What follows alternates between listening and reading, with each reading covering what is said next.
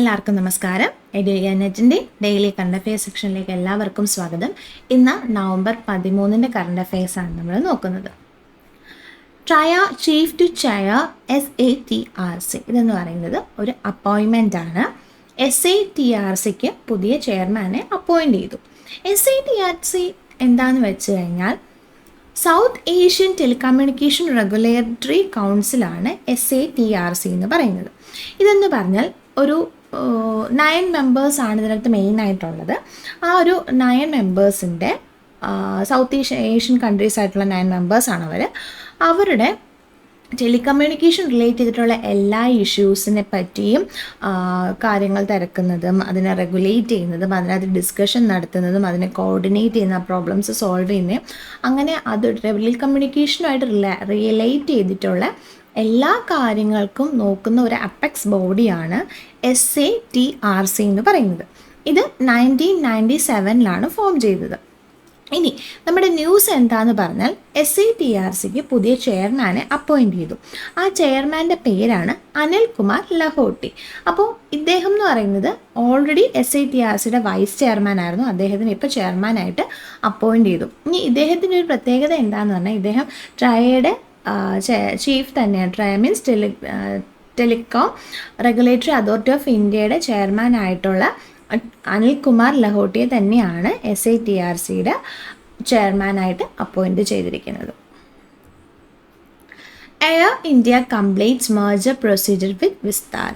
So famous ആയിട്ടുള്ള 2 airlines ആണ് air ഇന്ത്യയും വിസ്താരയും. അതിൽ വിസ്താര ഫുള്ളായിട്ട് എയർ ഇന്ത്യയിലേക്ക് മെർജ് ചെയ്തു എന്നുള്ള ന്യൂസാണ് വരുന്നത്. സോ അപ്പോൾ ഇനി മുതൽ അത് എയർ ഇന്ത്യ വിസ്താര എന്നുള്ളൊരു നെയിമിലായിരിക്കും അറിയപ്പെടുന്നത്. ഈ കാര്യം അറിയിച്ചിരിക്കുന്നത് എയർ ഇന്ത്യയുടെ MD and CEO ആയിട്ടുള്ള ക്യാമ്പൽ വിൽസൺ ആണ്. അപ്പോൾ വിസ്താരയെ പറ്റി പറയുവാണെങ്കിൽ ഇന്ത്യയിൽ ഫുൾ സർവീസ് ഉള്ളൊരു എയർലൈനാണ് വിസ്താര എന്ന് പറയുന്നത്. അതിൻ്റെ ഹെഡ് ക്വാർട്ടേഴ്സ് എന്ന് പറഞ്ഞാൽ ഗുർഗോൺ ആണ്. അതിൻ്റെ മെയിൻ ഹബ്ബ് എന്ന് പറയുന്നത് ഇന്ദിരാഗാന്ധി ഇൻ്റർനാഷണൽ എയർപോർട്ട് ഡൽഹിയാണ്. ഇത് ഫസ്റ്റ് ഇതിൻ്റെ ഒരു ഫ്ലൈറ്റ് നടത്തിയത് 2015 ജാനുവരി 9 അത് ഡൽഹി ടു മുംബൈ ആണ്. ഇനി ഇവരെ പറ്റി പറയുവാണെങ്കിൽ വിസ്താരയെ പറ്റി വിസ്താര എന്ന് പറയുന്നത് ടാറ്റ സൺസിൻ്റെയും സിംഗപ്പൂർ എയർലൈൻസിൻ്റെയും കൂടെ ഒരു ടൈപ്പാണ് വിസ്താര എന്ന് നമ്മൾ പറയുന്നത്. ഇനി എയർ ഇന്ത്യയെ പറ്റി പറയുകയാണെങ്കിൽ എയർ ഇന്ത്യ എന്ന് പറയുന്നത് ഗുരുഗ്രാമാണ് അതിൻ്റെ ഹെഡ് ക്വാർട്ടേഴ്സ്. അത് എയർ ഇന്ത്യ ലിമിറ്റഡും ടാറ്റ ഗ്രൂപ്പുമാണ് ഓൺ ചെയ്തിരിക്കുന്നത്. ഇവർക്ക് 102 ഡൊമസ്റ്റിക് ഇൻ്റർനാഷണൽ ഡെസ്റ്റിനേഷൻസ് അവൈലബിൾ ആണ്.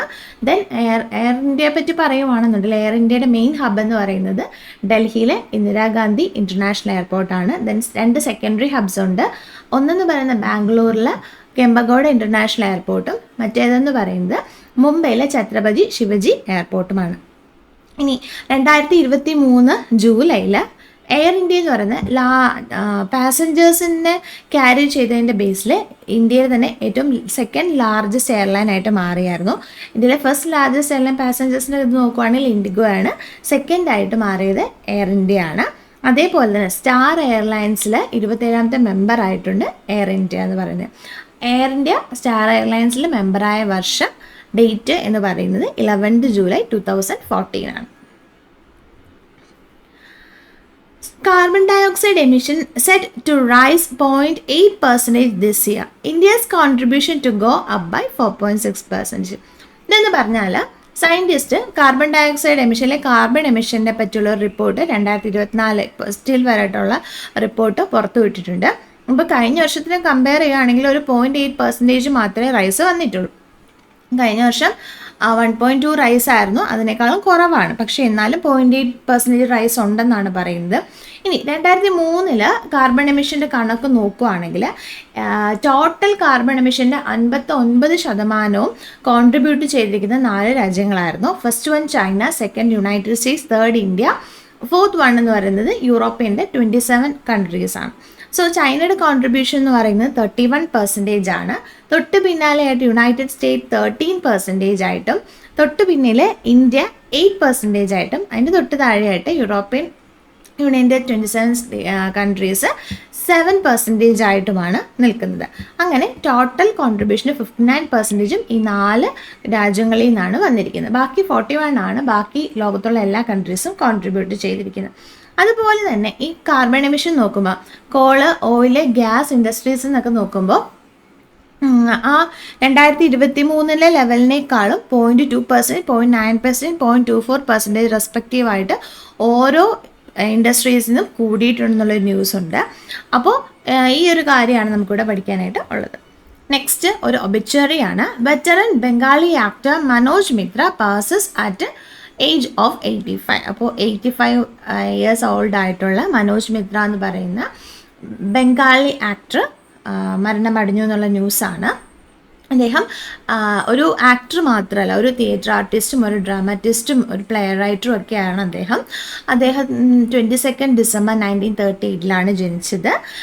അന്നത്തെ ബംഗാൾ പ്രൊവിൻസിലായിരുന്നു അദ്ദേഹം ജനിച്ചത്. അന്ന് ഇന്ത്യ ബ്രിട്ടീഷ് ഇന്ത്യ ആയിരുന്നു. സോ ബംഗാൾ പ്രൊവിൻസിലാണ് അദ്ദേഹം ജനിച്ചത്. അദ്ദേഹം 80ഓളം സിനിമയിൽ അഭിനയിച്ചിട്ടുണ്ട്.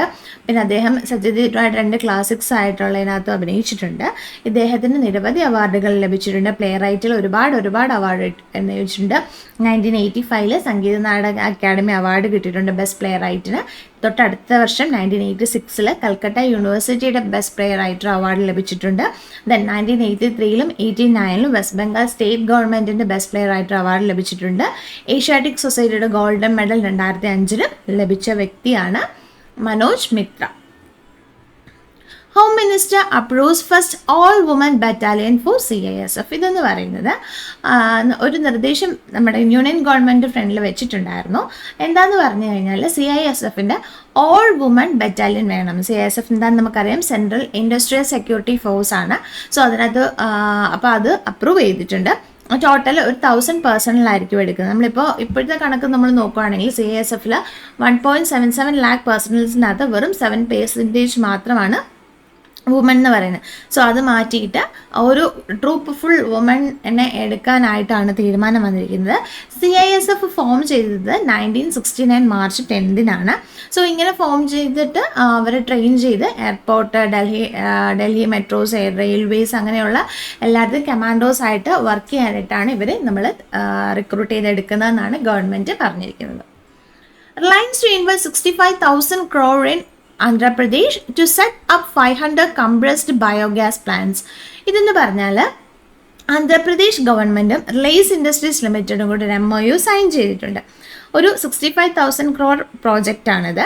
ഇത് എന്തിനാന്ന് പറഞ്ഞു കഴിഞ്ഞാൽ ആന്ധ്രാപ്രദേശിൽ യൂസ് ചെയ്യാതെ കിടക്കുന്ന ബാരനായിട്ട് കിടക്കുന്ന ലാൻഡ്സും അതേ വേസ്റ്റ് ലാൻഡ്സിനെയും എല്ലാം ബയോഗ്യാസ് പ്ലാന്റ് ആയിട്ട് കൺവേർട്ട് ചെയ്യാൻ വേണ്ടി ഒരു 500 biogas compressor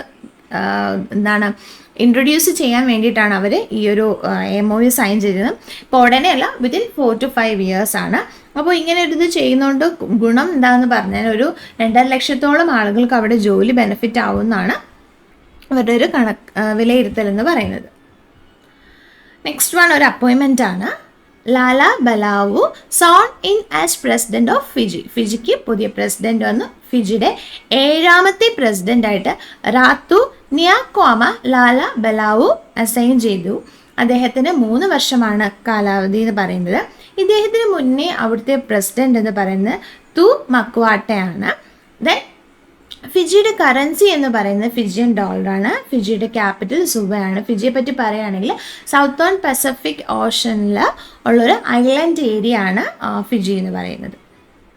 DRDO carries out test of long range cruise missile. ഇതെന്ന് പറയുന്നത് DRDOയുടെ ഒരു ഭയങ്കര വലിയ അച്ചീവ്മെൻ്റ് ആണ്.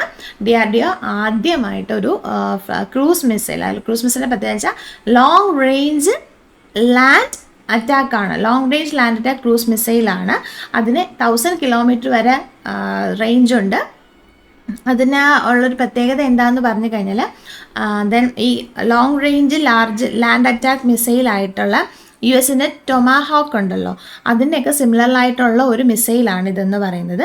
ഇത് ഡെവലപ്പ് ചെയ്തത് ബംഗളൂരു ബേസ്ഡ് ആയിട്ടുള്ള എയറോനോട്ടിക്കൽ ഡെവലപ്മെൻറ്റ്സ് ആണ് ഡെവലപ്പ് ചെയ്തിരിക്കുന്നത്.